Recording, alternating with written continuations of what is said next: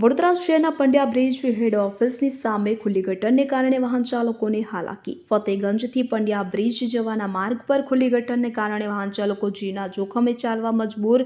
તો સામાજિક કાર્યકર વિજય જાદવે ખુલ્લી ગટર પાસે બેસીને બેનર પોસ્ટર લઈ વિરોધ દર્શાવ્યો। સામાજિક કાર્યકર વિજય જાદવે બેનર પોસ્ટર પર લખ્યું કે આવી તકલાદી કામગીરી કરવા બદલ કોન્ટ્રાક્ટર અને અધિકારીઓની સસ્પેન્ડની તેઓએ માંગ કરી। મહેન્દ્ર સોલંકી, વડોદરા। આજે આ તમે વડોદરા શહેરનું દુર્દૈવ તમે જોઈ શકો છો કે હલકી કક્ષાની કામગીરી ને તકદાલી હલકી કક્ષાની કામગીરીના લીધે તમે જોઈ શકો છો કે MS યુનિવર્સિટી હેડ ઓફિસ છે એના મુખ્ય માર્ગ પર છેલ્લા ઘણા દિવસોથી 2-3 મહિના થાય એટલે વરસાદી કાચના ઢાંકણા તૂટી જાય છે। અત્યારે તમે જુઓ કે આ ઢાંકણાનું સમારકામ આશરે 2-4 મહિના પહેલાં થયું હતું અને એ પાછું હજી તૂટી ગયું।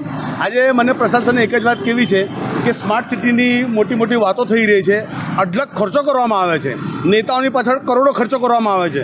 કોઈ નેતા આવે એટલે વડોદરા શહેરને રંગરોગાન કરીને ચકાચક કરવામાં આવે છે, પણ જ્યારે મુખ્ય માર્ગ હોય અને ખરેખર રોજે અહીંથી હજારો વ્હીકલ અવરજવર કરતા હોય તો ખરેખર જો એમને પ્રોપરલી કામગીરી હોત અને સારા ઢાંકણા નાખ્યા હોત તો આજે લોકોને હેરાનગતિ ના થાત। એટલે મારે આપણા ચેનલના માધ્યમથી પ્રશાસનને એક જ વાત કહેવા માંગીશ કે સૌથી પહેલાં તો આ જે કામગીરી માટે જે પણ કોન્ટ્રાક્ટર છે એને સસ્પેન્ડ કરે અને જે કોન્ટ્રાક્ટર છે કે જે અધિકારીના અંડરમાંનું જે કામ થઈ રહ્યું છે એ અધિકારીને પણ સસ્પેન્ડ કરે, કેમ કે આ તો એક વાત એવી થઈ કે હલકી કક્ષાની કામગીરી નાખવાની અને કંઈ કોન્ટ્રાક્ટર જોડે સેટિંગ કરવાનું, 2-3 મહિને ઢાંકણા તૂટી જાય એટલે એની બી દુકાન ચાલે ને લાગતા વળતા અધિકારીની બી દુકાન ચાલે, એટલે લોકોના પૈસા ખોટા જઈ રહ્યા છે। એટલે આ જે પણ અધિકારી છે જે પણ કોન્ટ્રાક્ટર છે એને વહેલામાં વહેલી તકે સસ્પેન્ડ કરવામાં આવે અને જે લોકોને હાલાકીનો સામનો કરવો પડે છે એ હાલાકીનો સામનો ના કરવો પડે એવી રીતે કામગીરી કરે એ હું પ્રશાસન પાસે માંગ કરીશ।